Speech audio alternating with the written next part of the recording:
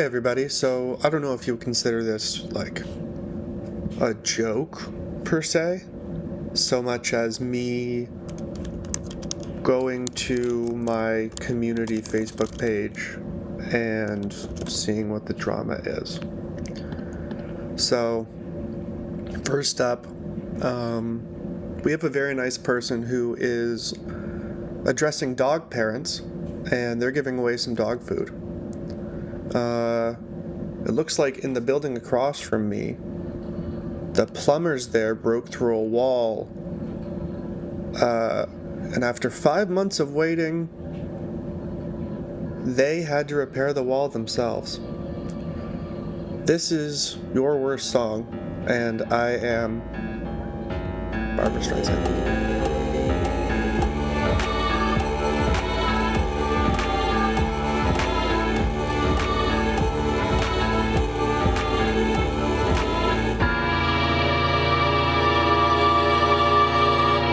So, Jess, how's it going? Pretty good. Thank you for having me today, Alex. How are you? Good. You're so official. Now the camera's turned on. Yeah, but off camera, don't tell them. Yeah, exactly. Off camera. I mean, you were just roasting me back and forth. No, we were just talking. You said you had a good day. I'm glad to hear that. Although you said it was very windy. So are you are in Thunder Bay? Right? I'm in North Bay right now, but I'm going to be in Toronto next weekend, so okay. Very excited. Okay, very nice. And when you come back, it's going to be for a little while, is that right? Yeah, definitely on as much of a permanent basis as it can be. Okay, nice, yeah. Yeah. So what have you got coming up in Toronto? Like, other than visiting, what is your main reason for coming? So just being back in the city is going to bring me exactly back to where I want to be music-wise, just being around the community in general, being able to have more gig opportunities.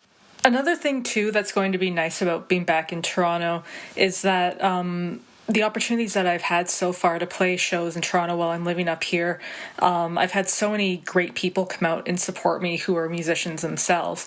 And I've always felt so bad where, they'll have these big shows coming up that I just haven't been able to go down there for. So to be in Toronto on a more permanent basis and give back that support, that's super, super important to me. So I'm really excited for that. Mm-hmm. It's been, I've been able to accomplish what I can up here and even finding myself back down in Toronto every so often for shows. And I'm trying to record a new EP in the process at the same time. So I'm hoping that's something maybe by end of this year I'll get out. But it's starting to feel like it's falling into place for me. That's very exciting time.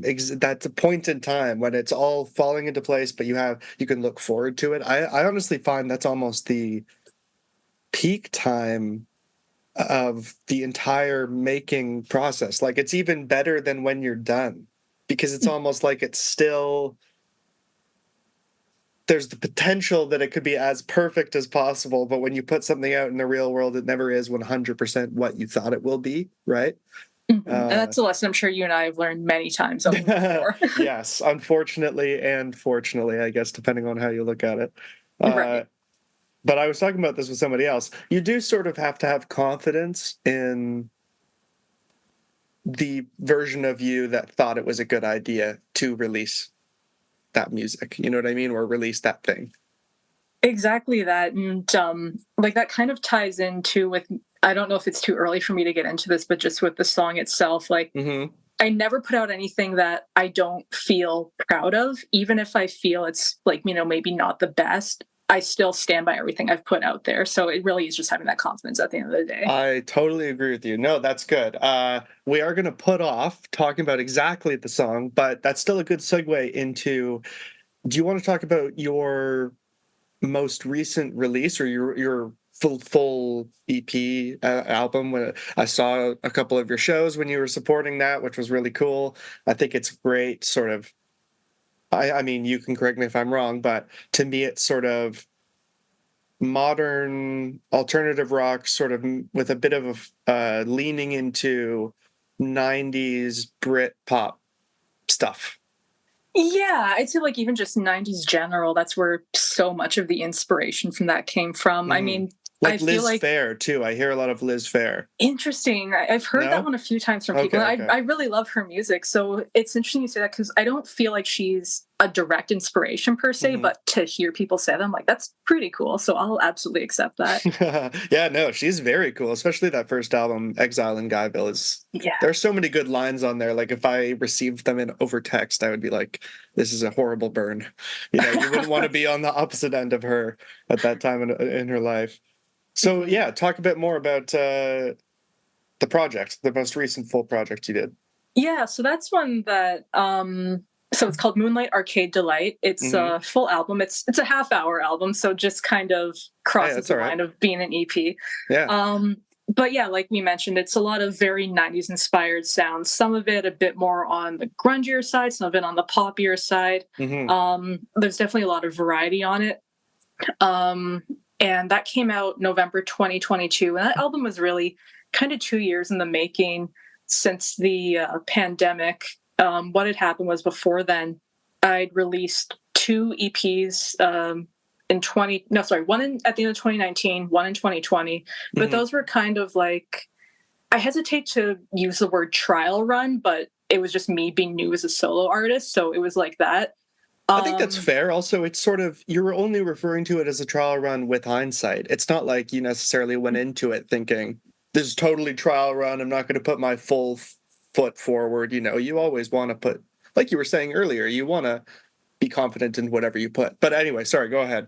Yeah, no, you're absolutely right with that. And with that, like it was a part of my plan to, with whatever happened with those two EPs, to sit down and be like, okay, what did I like about what ended up happening with this? What would I change? What do I know I need to improve on? So sitting down and really reflecting on all of that is what led to the creation of Moonlight Arcade Delight, in the sense that the first thing that I wanted to focus on was improving my voice, where Hmm. like I could definitely, carry a tune and this and that, but I knew that like I was, at the end of the day, I wasn't a singer. I was so used to not being a singer or front person. Okay, I So see. so for me it was very much like, if I'm going to really get a product that reflects what I hear in my head, I'm gonna need to like really commit to taking some voice lessons. And that was the biggest one too. There was also like certain production things and whatnot that I definitely applied as well. But I'd say that was absolutely the turning point for me. That's really interesting. I think that's a good lead into maybe explaining your background other than as a front person for this project. So, what, for example, when I initially met you, you were the bassist, or you are the bassist, and were for for Kings of our Kin. Yeah. So, talk a bit about that, if you wouldn't mind. Sort of, what would you call that band's genre? Yeah. So Kings of Arcane, we're definitely more like a modern indie rock. Like if I had to maybe throw out a few bands to compare, like let's say The Killers meets Chili Peppers meets Arctic Monkeys, maybe that type of Totally vibe. Like agree. yeah. Totally agree. I was thinking Arctic Monkeys, but then the other two, as you said them, I was like, oh, those make more sense. And then the third was Arctic Monkeys. So perfect. There you go. Yeah. Yeah, So I would it's say very that's right much like on. that. Yeah, but it's interesting too how you mentioned, well, of course, yeah, when we met, I was really just the basis of that band. I can't remember if I had, no, I had already put up my solo stuff, but that was still before Moonlight came out. So that was still when most people to this day still consider me a bassist first. And I'm honestly okay with that, like, Right. because I've just been a bassist for so It long. was your identity for a longer amount of time, and it's still a part of it. It's not like you left it behind. So it makes Exactly. sense, Like, right?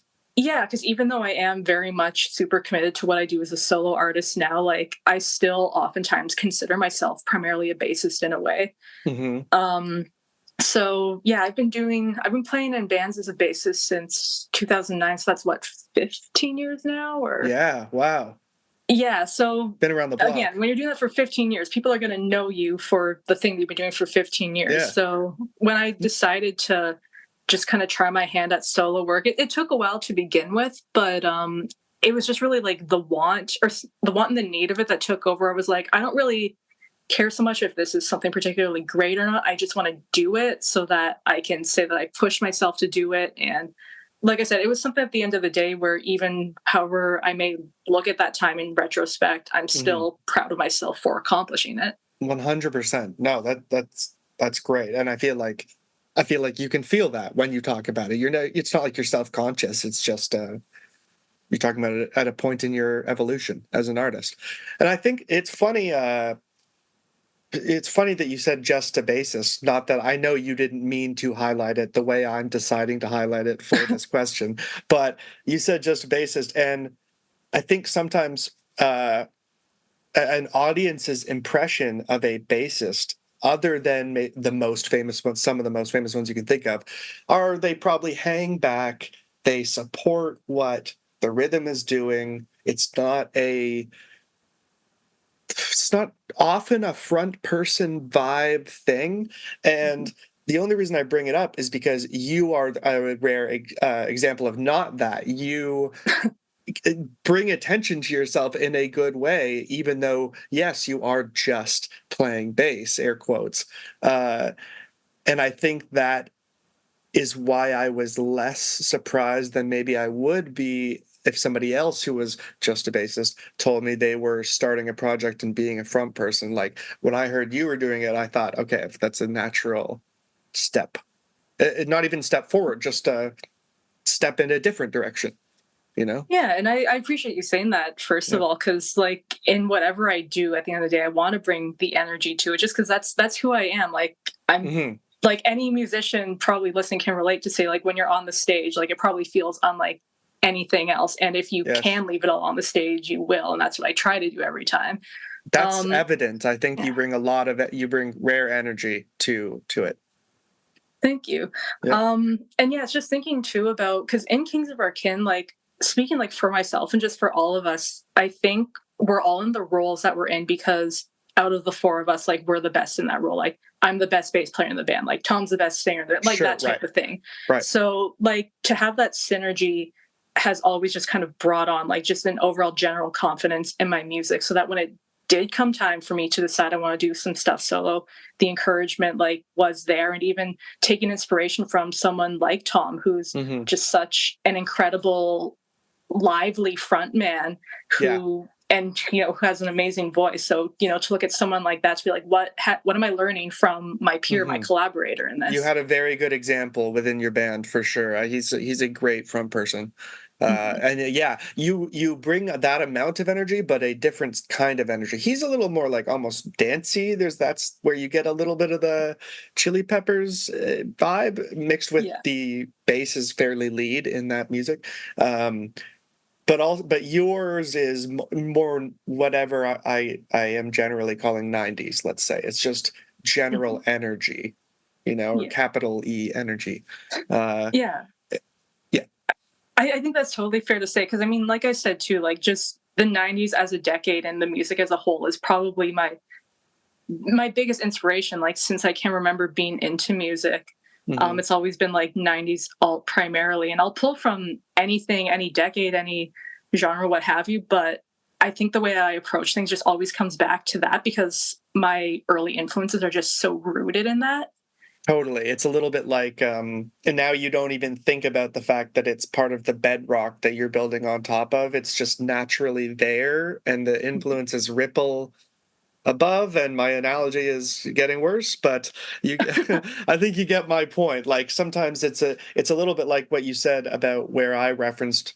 It's sort of like you can see why somebody else thinks you were influenced by a certain artist, even if that's not the first one that you would think of. And it's because of that ripple effect that maybe you're inspired by somebody who was inspired by Liz Phair, right? As opposed to being directly inspired by her, just to take the earlier example.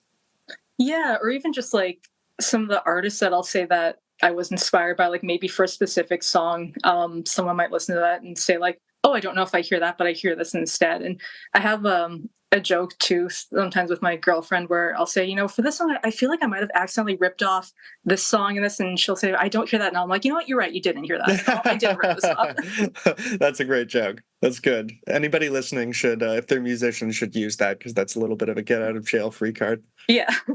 Well, we should get into some sort of structure. This is my fault. Let's start with, well, actually, I'll put it for you.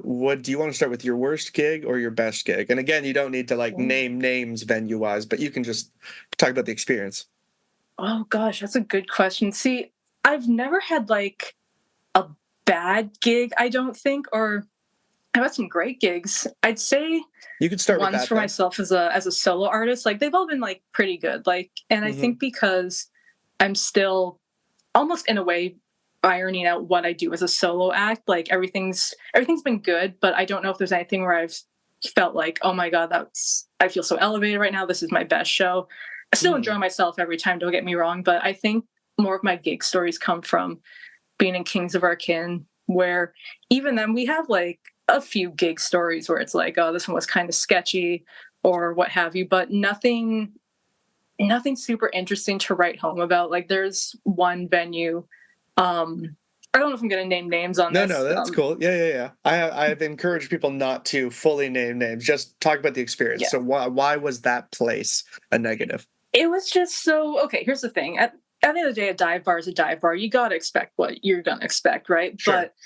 But I don't know, the clientele, like they were all kind of getting a bit handsy in different ways with us, like in the sense, and not like I know that sounds like me saying that was a sexual thing, and I'm just like realizing that now. But for example, like there was this, I was wearing a hat at the time. I was kind of like wearing this big hat as part of my stage show, and this one woman Uh-huh. would not leave me alone with it, being like, "Let me wear your hat. Let me wear your hat." And I was like, "Girl, Oh. like leave me alone." And then like I don't know, Gab had like gone into the bathroom at this place, and like dudes were just like openly like doing coke everywhere, which like I get it, you're gonna find people doing coke in the bathroom, like that's nothing, Yeah. but it's kind of like one of those things where the whole atmosphere of the bar, it was just kind of like I know my guy's just in there trying to wash his hands and having to Yes, deal exactly. with There's buddy no one and way buddy Gab is two. going in there with that in mind. Gab's just an angel amongst the rest of us Yeah, in Toronto. it very that, and even just like the weird thing too, I don't know, maybe this is weird, maybe this isn't, but it kind of like rubbed me a weird way, and like when I told the guys it rubbed them a weird way. But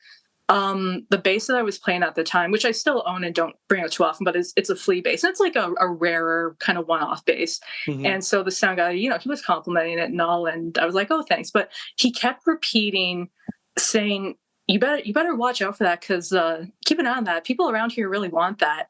But like he kept saying it and then That's like kept on weird. complimenting himself. I'm like, dude, like, are you gonna steal my bass? Yeah, Like, what's exactly.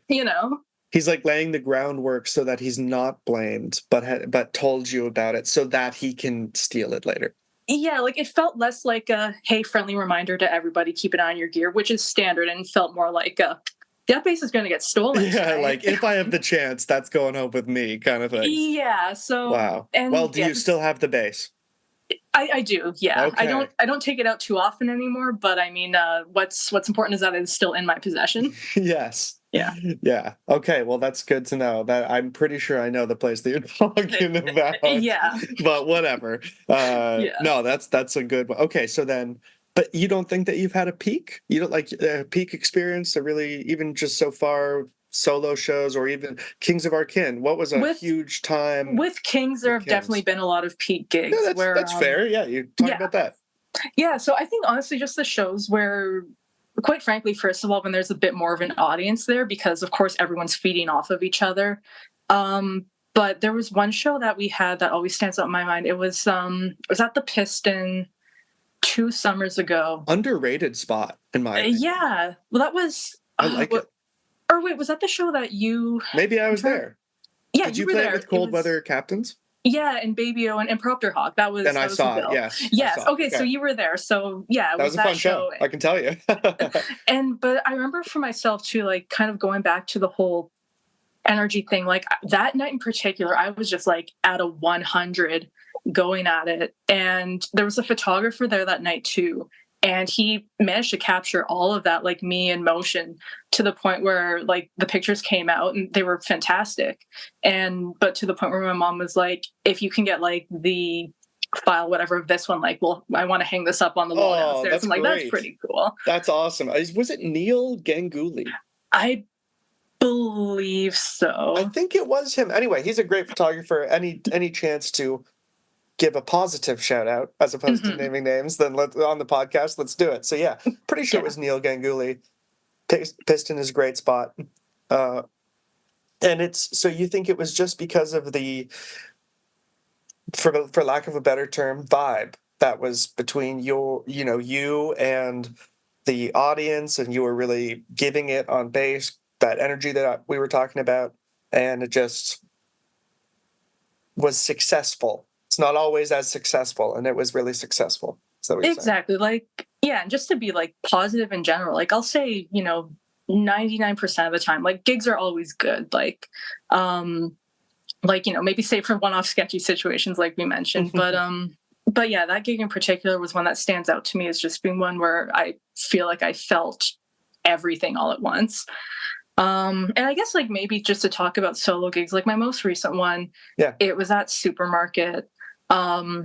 And I was having a really good voice night. I think that was probably my best vocal performance so far. Oh, wow. Okay, nice. So why exactly? You just think as simple as nailed the melodies, weren't really off tonally, or what?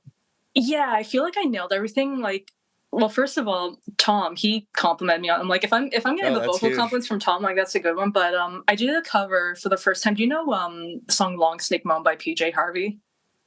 No, I don't. Okay, so I did that one. That one's like a little vocally demanding in the sense that like you really have to just kind of power it out. And I hit like just all the notes right. I was feeling so good about it, and like That's the best. everyone complimented that one at the end. So it was like, okay, that's how I know that like even compared to last year at this time vocally, I'm still improving with it.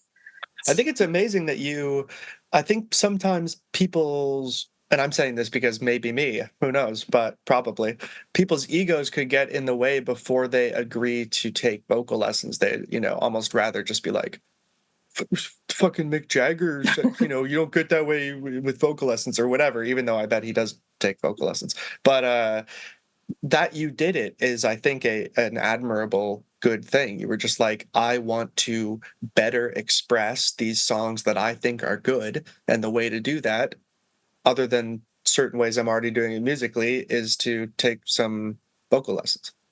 Mm-hmm, yeah, and it really just came down to basic self-awareness in the end, where, like I said, well, it's sorely lacking amongst many folks, so that's great. Yeah, like just especially at the time, on my first record, like not really knowing what to expect. And then in my head, I'm hearing all of these really cool sounding songs, what have you, and then hearing the playback and like, this is as good as it's going to get. So either do something about it or it's going to sound exactly the same the next time around. And you think that, I mean, I don't know if I really saw you before you had the lessons. Did I?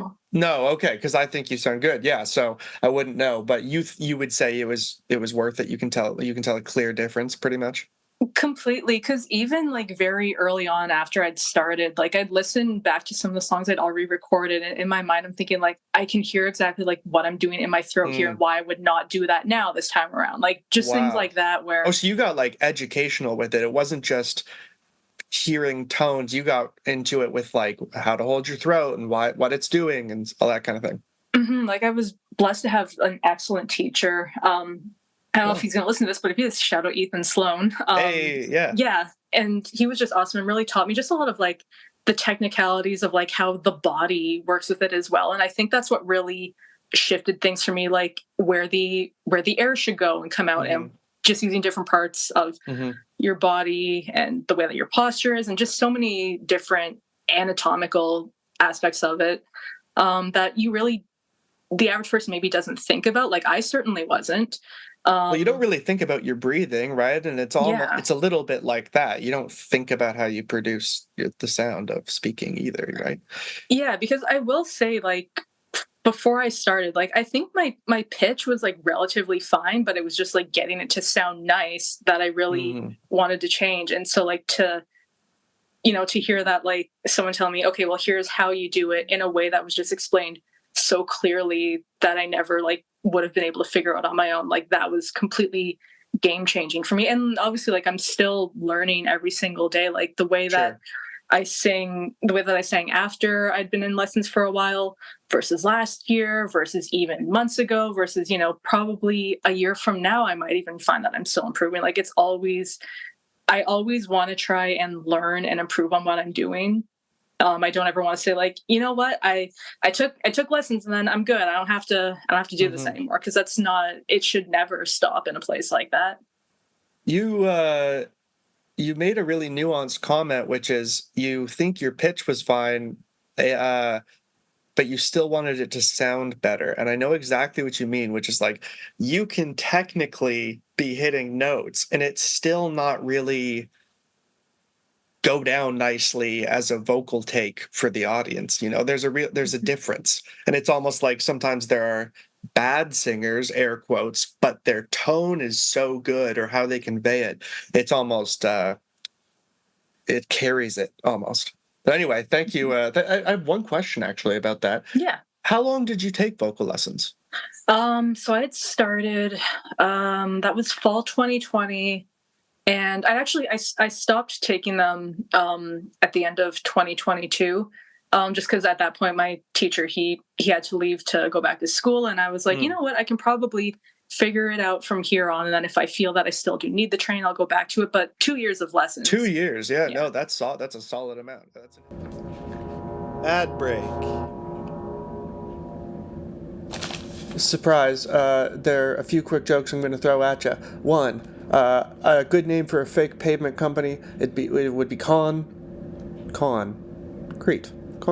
perhaps a Greek company. Another one, I was looking at a receding hairline earlier today, and by that I mean a group of rabbits who are slowly retreating. Thank you very much. Back to the show.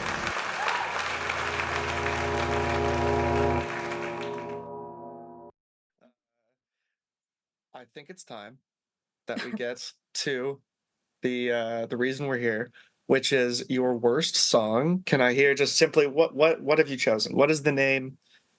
So the name of the song is Odd Boy. Okay, wow, good name. So far I've been impressed with every name of a bad choice. So Odd Boy, tell us a bit about it. Right. So I guess I do want to start by saying I don't think the song itself is bad, but the recording is So it's the more recording of a and the production performance of it is not great. It was off of my first EP, and I don't know. Even at the time, it didn't turn out the way that I wanted it to in my head. And if I were to re-record it now, I could probably make it so. But it just sounds very. It's very clunky instrumentally. It kind of sounds like everything's sort of falling down the stairs here and there. And did you mix it? I didn't mix it. I produced the whole thing. I got a basic mix done, and the guy who did it has mixed all of my work. His name's Kevin Carafa. Shout out to him. He's an excellent dude. But of course, working with the source material, you get what you get, and I am the source material. So yes, I'm to blame here. That's the self-awareness that you can boast. That's good. Yeah. So it was, and it's what was I going to say about that? Just the way that I recorded everything. There's also I guess I'll call it a drum and guitar riff where it's a da da da da da da, where that happens every few bars or whatever, but it just sounds so shoehorned in. Okay, I see. Yeah, and is it because why did you shoehorn it in? Or does it just sounds that way? I think it just sounds that way. In my head, it sounded a lot smoother, and I feel if I were to play it with an actual drummer, because here's the thing, for that one I used program drums, so that also didn't help at all. But it just sounds very clunky, and yeah, that on top of the fact that just the way that I recorded my vocals for it. So I double tracked the vocals, which whatever, but that was very much to try and make them more exciting when they're not a very exciting vocal. And it's too bad, because I think for that song, I definitely performance-wise would have loved to have given it a bit more attitude, a bit more, zhuzh, but just not really knowing what I was doing at the time, that did not translate at all. So it's very flat sounding. And if you could go back and just hypothetically, if you could go back and give it more zhuzh, even just in the vocal performance, would you then, you think, switch it to not be a double tracked vocal? You would just try and keep it as a solo thing, be confident with it, whatever? I think so, because, and that's where there was a bit of a disconnect for me, where I knew that the performance wasn't there, but in my mind I was like, what if I tried to polish a turd here, even though I knew that probably wasn't going to work. Yeah. No, and the irony is sometimes it does. But And sometimes it does. sometimes but it does. Yeah, that was not an instant. I see. Well, what else? How quick was this a decision to choose this song? Did you hear about the premise and pretty instantly you were like, this is the one I got to talk about, or what? Yeah, it was a toss up between this one and another one, but the other one was more like it's just a song that I'm not a huge fan of anymore, and I don't know if it's necessarily fair to make it include for this one when I'm like, you know what, this song is probably my worst recording if you wanted to look at it that way. Right. But okay, I see. Oh wait, which song? The song that the other one you were going to choose, or this one we're talking about? Which is the worst recording? Oh, Odd Boy is the worst recording. Okay, yes, yeah. I see. And then songwriting wise, like big swings, is there anything that you would change about the song? Is there anything, or no, you like the bones of the song, it's more just the way it was presented? Yeah, I do like the bones of it. Like maybe if I like, here's the thing, like it is a very simple like verse pre-chorus chorus type structure. Like if someone were to tell me, you know, go back into the studio, re-record this, do something different with it, I probably would. But it's just it's a basic song. It's okay. Yeah. Not there's anything wrong with basic, but I think it all ties in with the fact where if it's not an exciting recording to begin with, I think honestly it's a skip for a lot of people, and I say that with evidence where I think it's like my least or second least streamed song anyway. Is there anything worse than having almost too much data where we're just like, oh yeah, people are cutting out of this one 20% to the way in? It is brutal. I'm sure you hear about the same thing with like or I listen to a lot of comedy podcasts, and they get the same data. If it's like Netflix, say a special comes out, they'll get the data that, oh, people are switching it off within 5 minutes or whatever. And it's almost like what we get on Bandcamp or that kind of thing, where it shows us how far they get. Anyway, it's just interesting that not only did you bring your subjective opinion, you brought objective facts to back up your opinion. I came with the receipts. I came with what the people are saying. I think it's amazing. That's great. You set a new bar in that way. So I want to talk about the songwriting of it. Like, sure. Just from conception, how did you come up with Odd Boy? So the song itself is about like where to start with the title. Yeah. Yeah, so it's really about like, you know, those like kind of bullshit dudes on the internet who will like try to basically sell you enlightenment. Oh, yes. Yeah, sure. But like also like trying to like really appear like they get you and they're authentic and relatable, when really at the end of the day it's like, okay, you're all trying to sell like some Snake like anybody and any gender here, like some $800 course on how to be a good person, but you're full of toxicity and like just things like that. So it's just a song that's very much critical of that. So the lyrics are very obviously reflective of that, and the lyrics came quite quickly too. I do like the lyrics, but I think for me, and this isn't like necessarily a bad thing, but the way that I usually try to approach my songs is I like my choruses to be hooky, and that's that 90s coming through, you know, the 90s rock. Yeah. And this chorus is a bit wordier than I'd like to be, and I don't think it's the worst example either, but I think when I think of the clunkiness of the recording, you take that the clunkiness of the words, and it just kind of something there is not entirely right. It's giving clunk. It's giving clunk. Yeah. I was in my clunk era. So you could turn it around and own it. And I see a Lady Gaga, or I think Gaga poster behind you. That's the kind of thing that she would own. She'd be like, I was doing clunky. What's the problem? You know? And that's why I try to look at it too, where, like I said before in the beginning, like at the end of the day, like I'm proud of what I put out. I'll defend it, but I'm also not going to act like everything was a masterpiece either. No, I think you're hitting the perfect mix of like you said, self-aware, but also you should be somewhat confident. You're clearly confident enough about it that you haven't taken it off or hidden it from people. Right? Yeah, like this song is kind of but if you like it, you like it, and maybe I'll pull it out one day. You get what you get. This is something I thought of now, but it might be a way. Might be something I ask in the future to other people as well. Is it a song you think that you could revive live? Because I think so. You have the opportunity to change it, right? So I think so. And this song particularly, I think would honestly benefit from a live setting specifically because like the song itself is like pretty, it does kind of have that grit, that sort of upper mid tempo energy to it. And like I said, I wanted it to have a sense of attitude at the time. And I do think when push comes to shove, I could definitely deliver that now. But back then it was just so lacking, a bit of a wasted opportunity. I mean, again, working with what I got, like I'm not trying to put myself down too much but it is what it is at the end of the day, where if I were to revive it now, I think I would probably be able to fulfill the vision that I had. But at the time, it just wasn't happening. Do you think you have another song, either one you're working on right now, it doesn't have to be out, or even a past one. Do you think you have another song that sort of, it's like you were more successful with what you set out to do with this song, but actually that one is a better example of what it should have been or what it could have been? Sorry, could you paraphrase that? I guess I mean, you hear about some songwriters where they're like, oh yeah, I have basically 4 songs that I just recycle and I'm looking at them differently, or I have the same subject matter and I'm trying to always dig into that and whatever. So in this case, I think you talked about, for example, wanting energy in the chorus and how you conveyed that, but you weren't able to do it because you didn't have the skills that were at the time mixed with other things.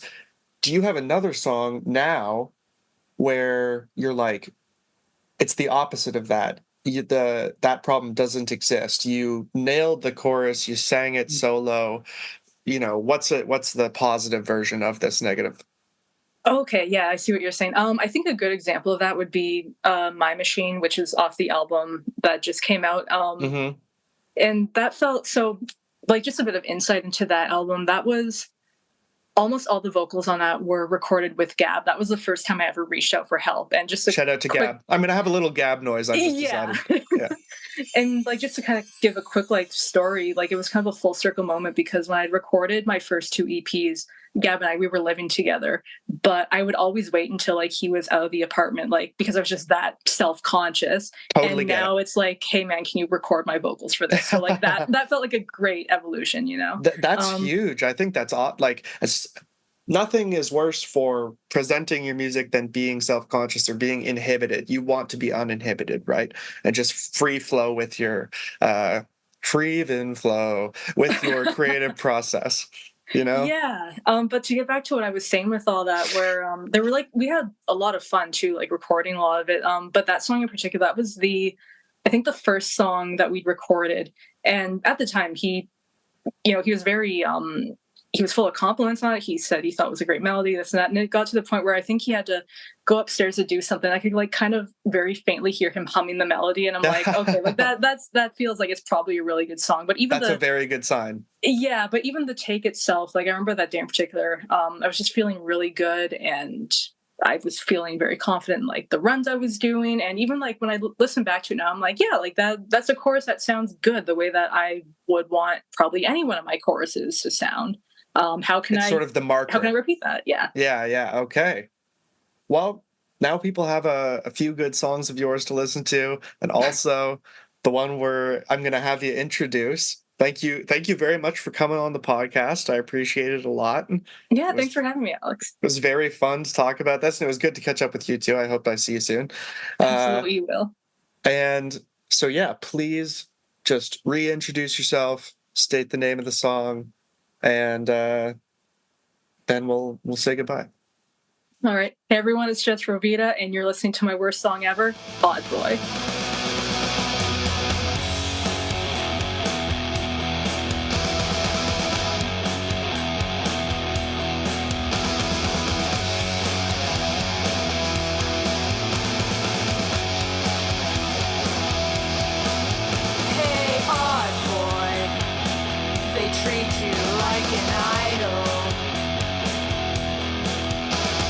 Invite me into your club so I can feel with my